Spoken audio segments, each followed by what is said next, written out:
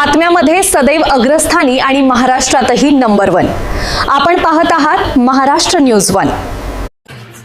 मूर्तिजापूरमधील कारंजा दर्यापूर मार्ग धोकादायक, हातपंप, खांब व अतिक्रमणामुळे नागरिकांचा जीव धोक्यात। अकोला जिल्ह्यातील मूर्तिजापूर शहरातून जाणारा कारंजा दर्यापूर राज्य महामार्ग सध्या अत्यंत धोकादायक बनला आहे। रस्त्यालगत असलेले हातपंप, विहीर, विद्युत खांब तसेच नगर परिषदेच्या व्यापार संकुल धारकांनी केलेल्या अतिक्रमणामुळे रस्ता अरुंद झाला असून अपघातांचा धोका वाढला आहे। या मार्गावर 24 तास जड वाहनांची वर्दळ असल्याने परिस्थिती आणखी गंभीर झाली आहे। नुकत्याच झालेल्या भीषण अपघातात एका दुचाकीस्वाराचा मृत्यू झाला असून दुसरा गंभीर जखमी झाला होता।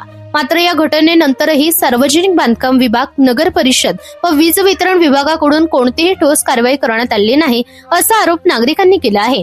दरम्यान वारंवार सूचना देऊनही प्रशासनाने दुर्लक्ष केल्याने भविष्यात मोठे अपघात होण्याची भीती नागरिकांनी व्यक्त केली आहे। महाराष्ट्र न्यूज 1 साठी संपादक इस्माईल शेख सह प्रतिनिधी श्याम वाळस्कर, मूर्तिजापूर। काय रस्त्याच्या समस्येबद्दल मोठा काय नेमकं हा मूर्तिजापूर मधला कारंजा ते दर्यापूर राज्य महामार्ग आहे आणि या रस्त्यावर जर आपण पाहिलं तर कारंजा टी पॉइंट पासून ते तहसील पर्यंत या एवढ्याच एका रस्त्याच्या अगदी लगत 4 हँडपंप आहेत।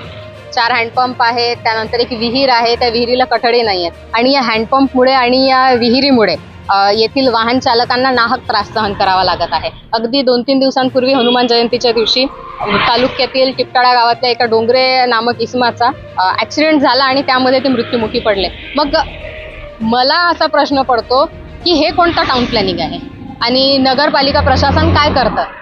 हे कोणते इंजिनियर आहेत आणि यांना कोणी सांगितलं की अगदी रस्त्याच्या लगत हँडपंप असले पाहिजेत, अगदी रस्त्याच्या लगत विहीर असली पाहिजे आणि या विहिरींमुळे, या हँडपंपमुळे नागरिकांना, सामान्य नागरिकांना, वाहनधारकांना नाहक त्रास सहन करावा लागत आहे आणि याकडे प्रशासनानं लक्ष देणं अगदी गरजेचं आहे। रस्त्याच्या समस्या हा महामार्ग असून तिथे वारंवार अपघात घडत आहे। याकडे प्रशासनाने योग्यरित्या जर दखल घेतली तर या रोडची वाहतूक सुरळीत राहील आणि अपघाताचं प्रमाण कमी होणार। प्रशासनाचं दुर्लक्ष असल्यामुळे या ठिकाणी अपघात होत आहे। माझी प्रशासनाला विनंती आहे की त्यांनी याच्याकडे लक्ष द्यावं। या बातमीचा व्हिडिओ तुम्हाला आवडला असल्यास व्हिडिओला लाईक करा, शेअर करा आणि महाराष्ट्र न्यूज 1 या न्यूज चॅनलला सबस्क्राईब करा। धन्यवाद।